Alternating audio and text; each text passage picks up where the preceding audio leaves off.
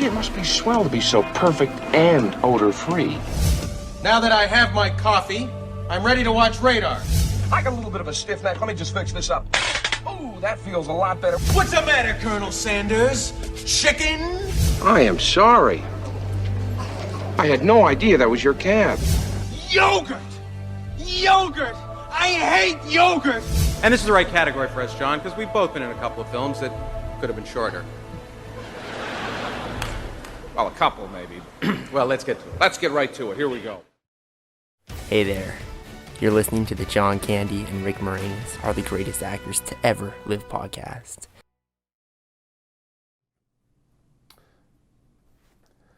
Hello, everybody, and welcome to a very super special Oscar edition of John Candy and Rick Moranis Are the Greatest Actors to Ever Live podcast. This is our one very special time of the year where we talk all things movies all the time. We talk about your favorite movies, your favorite actors, your winners, your losers, your snubs. We'll be discussing it all here on today's podcast, and we really appreciate you joining us. We're going to be having a very gay night here as well. Oh, yeah, absolutely. Thanks for being willing to bring us in, Andrew. I know that you've been traveling a lot. I've been traveling a lot. We're doing a lot of business time movie stuff.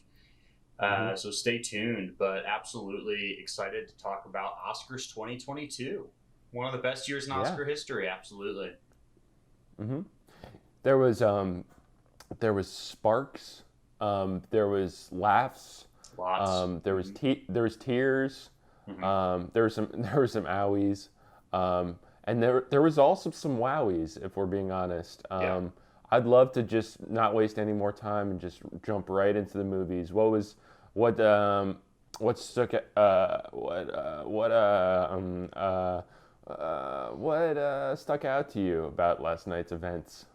To me, right off the bat, let me just say this. There's one or two films going into this Oscar season that I said, that'll take that award. And I just left the television feeling a little underwhelmed. The choices that were made by the committee to snub certain films, and we'll get into those films soon, but it took a little bit of gusto out of my excitement for Oscar season. I don't know how you felt, but I did walk in and sit down on the couch thinking 2022 best Oscars yet, no doubt. What a plethora of films. And I left saying, a lot on the table here, a lot to be desired. Did I answer your question? Yeah, no, absolutely. Okay. Honestly, for me, this is the most exciting time of the year. I look forward to it. Yep. I have it on my calendar, counting down the days. I pop a big bowl of popcorn just for myself. Really? I get that big bowl of popcorn, I butter it up, I salt it up, I sit down on the couch, and I'm just ready to enjoy a night of just fun and festivities and movies and history. You go into the night, obviously with your favorites, obviously with your hopefuls, and then just for your hopes to be dashed after every celebrity reading off not the name that you want to win, it just gets worse and worse and worse, and you just snub after snub after snub. It kind of gets to you, and by the night I'm sitting there with an empty bowl of popcorn, just feeling down and out, just feeling bummed out and depressed. This year especially, this was a very disappointing movie season and movie night for me. A great deal of disappointment, and I'll start right off the top with the Best Picture. Now, Best Picture did go to Coda this year, CODA. 2021 film. Everyone applauding this movie, and rightfully so. But it's not Being the Ricardos. And Being the Ricardos was the best movie that came out in 2021. And quite frankly, it was the best movie Aaron Sorkin's ever done. Now, if you just take a look quickly at what Sorkin's done in the last 10, 15 years, okay, let's take a look. He's done Molly's Game. Now, Molly's Game is the first real board game movie to take off in a long time. So he kind of revolutionized that genre. And then Yeah. Sorkin does the Chicago 7, the trial of the Chicago 7, which it goes back to that late 80s Chicago Blackhawks where they would play 7 men on the ice illegally instead of 6. And how that is a sports movie now. So we have a sports movie and a board game, and now we have Being the Ricardos, which is a television show movie, and it should have won solely because of that. Yeah. No, I totally agree with you. If this is kind of a tangent here, but like you said, Aaron Sorkin kind of started on board game movies. He kind of developed the genre. There wasn't a lot of people doing board game movies. You had Clue back in 1985, but since then there hasn't been much. So we saw Molly's Game, and then immediately after we saw Game Night, and then there's a couple board game movies in development coming up next year. Well, and Jumanji. I mean, yeah. And I know every year kind of goes in cycles. This year at the Oscars, it was kind of the animal movies. We had Power of the Dog. We had Dog starring Channing Tatum. Yep. And that was the big Oscar buzz this year, animal movies. Next year, honestly, I think it's going to be board games because we got several great movies coming out and casted for next season. Yeah. I really wish Sorkin kind of stayed with the board game genre. Molly's Game was so good. It was definitely my favorite film of 2 years ago. And I just really wish, because his newest film didn't quite land for me. It was a big step back. Molly's Game took a big step forward, and then they immediately took a big step back. And so what I'm trying to say is, what board game film are you looking forward to most next year? That is something that you and I have actually probably never addressed, is the fact that on the show at least, that Molly's Game 2 with Jessica Chastain is coming out, and I actually have some good news on that. But Sorkin's not behind it. Sorkin's not behind that project. It's Peter Jackson. You didn't ask what you're most looking forward to with Aaron Sorkin. You said board game movies. Well, we're talking about Aaron Sorkin and board game movies and how great Molly's Game was, and I know Molly's Games 2 is coming out, but Sorkin's not behind it. So. Yeah, but Jessica Chastain is walking away this year with an Oscar for Tammy Faye, and now she's going to be in Molly's Game 2, and so that's what I'm looking forward to. Oh, okay. I see the connection. I see what you're saying. And I was a little surprised, speaking of Jessica Chastain, and congratulations for getting that award. I will not say rightfully so, because Nicole Kidman played Lucy Ball in Being the Ricardos and is getting a wild snub. And I think it's political, but I'm not going to say too much about that. However, it was definitely not right to snub Nicole Kidman. Honestly, for that. The snub isn't Nicole Kidman for me. It honestly isn't. It's Olivia Colman. Olivia Colman is a superb actress, and I thought her performance in The Lost Daughter was just... I'm honestly... I'd say breathtaking. Honestly, is the word I'd use to describe it. And Jessica Chastain was not breathtaking in Tammy Faye. I think Oscars should go to breathtaking performances. So would you disagree then with Best Actor going to Will Smith for King Richard, where he played the man with the acronym King Richard? No, I wouldn't. You literally had this category. I mean, obviously you had all the heavy hitters this year. You had Andrew Garfield, Benedict Cumberbatch, Denzel Washington, Javier Bardem. So it's like, how do you even choose between all of them? But Will Smith, bottom of the list. Have you seen Tick, Tick, Boom? Tick, Tick, Boom is a Garfield performance, greatly overshadowed by his amazing Spider-Man performance. Yeah, that's true. And Spider-Man's... I love Andrew Garfield. And another person that is kind of tied into that whole thing is J.K. Simmons, who got snubbed for Best Supporting Role for being in The Ricardos. And so... I know he did. Yeah. Yeah, I just think that when you take a look at this and you say Javier Bardem was in the running, Andrew Garfield, all these superstar A-list guys, Tom Holland for Spider-Man, you have to say, does Will Smith, who just put on a fat suit, dyed his hair gray, and smacked a tennis ball around with all these little kids, is that really Oscar worthy? And for me, it's a no. Honestly, I don't think so. Yeah. We also saw there's just so many Power of the Dog snubs. When I sat down on my couch ready to turn on the TV, I was like, "This is Power of the Dog night." We had 2 separate nominations for supporting actors. Yeah, in Power of the Dog. That's right, we did. Best achievement in directing. We had actor in supporting role. We had Jesse Plemons. We had Cody Smith McPhee, obviously.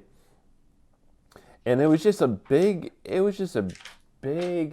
disappointment that I kept not hearing the Power of the Dog called, because it was an incredible movie and it deserved all the awards and all the praise. And I think I really wish it would be recognized. And it was just one of those films that really just left a sour taste in my mouth, to be honest with you, Jay. I'll follow that. That's a really good thought. It's a positive thought. My thought would be, okay, we're taking a look at Coda, the winner of Best Picture. We have all these. Yeah, I'm taking a look at it. We have all these really good movies up for nomination. No Time to Die. You're a Bond head, and I am too. And other nominees, right? We have Licorice Pizza in there, which I don't know if you know anything about the movie Licorice Pizza. Everything about it. Okay, so with me, Licorice Pizza, it looked great, tasted great. I love food movies. Licorice Pizza, Good Burger. Waiting, and with all of these kind of movies finally getting recognized, they get nominated, but they don't win. Yeah. King Richard gets nominated, doesn't win Best Picture, which doesn't really make a whole lot of sense to me either. So, Coda, is it good? Is it revolutionary? Will we look back in 50 years and say, this is a groundbreaking movie? Of course. But we'll also say that about Licorice Pizza. So that's why I think they should have won Best Picture this time. Yeah. Honestly, I would tend to disagree with you on this, just because honestly with Licorice Pizza, it wasn't really that new, it wasn't that exciting. I mean, honestly, if I wanted to watch a cooking show, I could just watch that on YouTube. There's plenty of cooking shows, and that's literally all it was. It was some person talking to you how to make different types of pizza, and her personal favorite, surprise, surprise, was licorice pizza. So I kind of wish they, instead of focused on the recipes and the pizza itself, I kind of wish they focused on the chef and take us into her world and a day in the life of the licorice pizza chef, and just get out of the kitchen and get into the world, and let's explore that. Let's not explore the same thing I could watch on YouTube thousands of times over. The Oscar is meant for groundbreaking work and groundbreaking movies, and some fresh, exciting new takes and different perspectives. And we've seen it before. It didn't deserve an Oscar. It definitely it didn't get one, which is rightfully so. Thank you, Academy. I disagree with you. I think that's a bad take. I think the Academy got this one wrong. I think they got most things right, but they got this one wrong. And not even necessarily for Licorice Pizza. I was using that for leverage, kind of just to say, look how good these movies are, and they're not winning. But Power of the Dog and Dog with Channing Tatum, both really good movies. And hey, why is The Batman not nominated for this category of best film, or the category for best music, or best sound, Jack, or cinematography? Jack, that came out in March. So And I just think that Yeah. when you have all these, I'm looking through all these things. The supporting actress could have gone easily to Zoe Kravitz for Catwoman, and it goes to Ariana. Hold on, it goes to Ariana DeBose for West Side Story, which was a really bad movie. It's just really foul. Yeah, it wasn't good. And then. Being the Ricardos, Tony Hale is in drag, plays Jess Oppenheimer. I know. Gets snubbed for Best Actress. I thought we were about equality now, and we're not. We're still not there. So I didn't mean to cut you off, but in a way I did, because I just think that the Academy had this one wrong. Yeah. Well, Jack, Batman came out just a couple weeks ago, buddy. Honestly, it might make next year's Oscars. I understand why it didn't make this year's Oscars. I want to get too down and out about it because it still has a chance. It still has a fighting chance. Well, that's the thing that doesn't make sense to me, is that it didn't win. Yeah. No. Well, yeah. No. It still can next year. It still absolutely can get nominated and win and take home a big prize. Well, I think by then everyone will have forgotten it because it was supposed to happen in this year's Oscars. So let's go ahead and move past that and look at the animated. There was a vicious showdown between Encanto and versus Luca. These are both, I believe, Disney. One is Disney Pixar, one's just Disney Animation. And what did you think about the Encanto versus Luca kind of ordeal with that? Honestly, and if I'm being like totally honest with you, I thought it was the most exciting moment of the night. Yeah.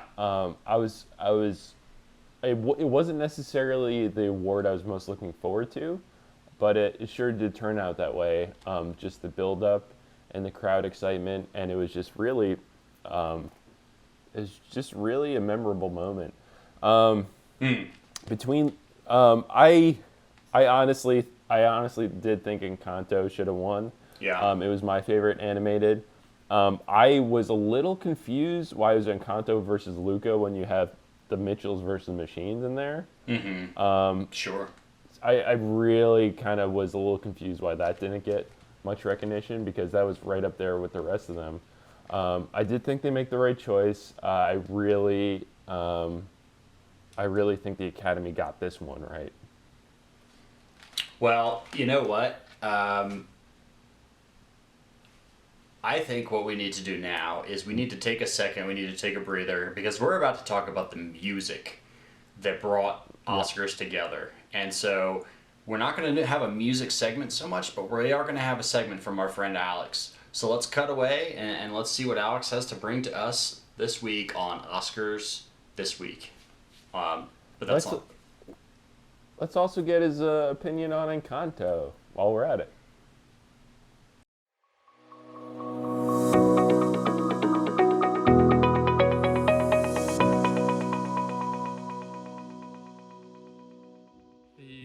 Thanks, Jack and Andrew, for having me on the show to do a segment about Mitchells versus Machines, a good animated movie about a family that is invaded by alien robots, and they figure everything out. But it's a wild ride. Takes you out of your comfort zone a little bit, but it's still really enjoyable, and I enjoyed the watch so much, and I cannot say enough, give enough good positive feedback for Mitchell versus Machines, and it was a joy to view. I'm supposed to talk about Encanto, but haven't seen that. I don't speak Spanish. Thanks, guys. Okay. All right. Well, thank you. Thank you, Alex, for the fresh segment. We love having We have another... Go ahead. I figured we had another Mitchell versus Machines head on our crew. Yeah, well, that's... Because that's what he said. He said that was his favorite animated movie. Well, a lot of things are said that don't need to be repeated. So, Okay. Dune won the Sound and Music and category. They have a new category at the Oscars that says Sound and Music because I know. Dune won, and I loved everything about this movie. The casting is the best. Jason Momoa should have got an Oscar nom, and Dave Bautista maybe this time would have gotten it if he got nominated. He's chasing that Oscar, but yeah, Timothy Chalamet is up and coming and would make a great Spider-Man.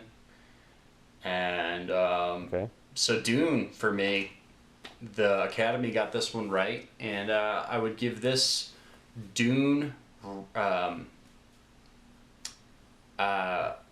winning a thumbs up. I disagree. I didn't Okay. like any of the music in these movies. Power of the Dog, if anything, maybe. Yeah, that's Tick true. Tick Boom wasn't on there, so Yeah. how can you not have a musical in this category even nominated? That's like its whole thing. They did West Side So- Story, and the funny thing about West Side Story was they did a spin on it where West Side Story happens in like the Bronx, and it's very kind of there's multiple ethnicities, and none of the songs are in the same language, which kind of made me think this is going to get the nod. This is unique. This is showing who we are as the United States. We are united. Everyone's different. There's a lot of cultures in here, but it didn't win. It didn't win, yeah. Yeah. I still like Tick Tick Boom. So Well, do you have any kind of last thoughts as we wrap up our Oscar special? I know we have one more segment we have to cut to. We can do that at the end, but we can close out with that segment. But okay. I don't have anything else. I mean, you are Andrew, Mr. Oscar. So anything else you want to say? Yeah, thank you, Jack, for that wonderful introduction. I am Mr. Oscar, aren't I? Yeah, I would say so at least. And you're my very closest friend, so that's double trouble. Double trouble. Yeah. Yeah, honestly, Oscar was a little disappointing this year. Oscar was a disappointment. Oscar is normally a source for just enjoyment, and Oscar is a source of enlightenment, and Oscar is a source of joy. And Oscar this year was a disappointment. Oscar got out there and he kind of showed you how life really can be. He showed you kind of behind the curtain of our disgusting country and just some of the disgusting people in it. And Oscar really revealed to all of us the true human nature, I think, this year. Oscar wasn't messing around. Oscar didn't care about hurting our feelings. Oscar gave it to us like we all deserve. And he didn't hold any punches or slaps. Oscar just got right down in the trenches with us and showed us what little dirty humans we are. And I appreciate that from Oscar. Am I looking forward to more wholesome Oscar next year? I sure am. But did I think America needed this Oscar? I think we did. Congrats to all the winners, and we'll see you next year. Yeah, well said.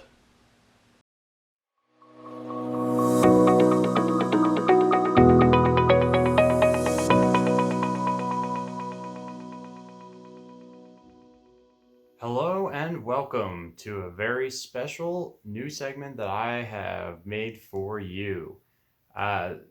With the assumption that most of us can't get to the Oscars this year or can't get to the red carpet to catch a premiere, I wanted to do a little segment for us called Oscar at Home. And I think that you'll get a better look at what it takes to be an Oscar performance or a movie, and what it will take to bring home the gold. Let's look at some of the previous movies that I have here and see what we can observe from the couch with Oscar at home. Wow, a lot of great movies to choose from. But typically what I'll do is I'll go to a classic Oscar victory down here. And each one of these on this bottom shelf has won an Oscar for something.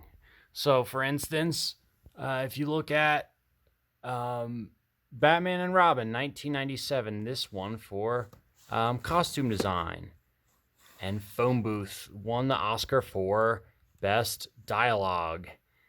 But today we'll look at Jurassic World, because the reason I want to look at this one is because Jeff Goldblum won an Oscar for Best Performance, and he also won it for Best Supporting Role. And that's because he was the main in the beginning of the movie, and then as the movie went on, he took more of a supporting role. And so with that, he got both Oscars. I'm trying to play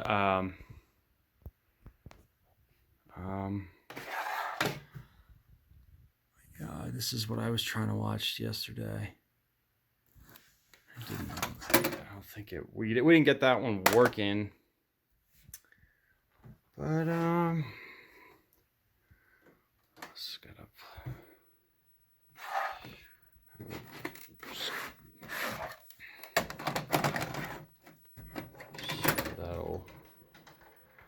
hopefully that'll play it and we'll be able to look at. Well, all right.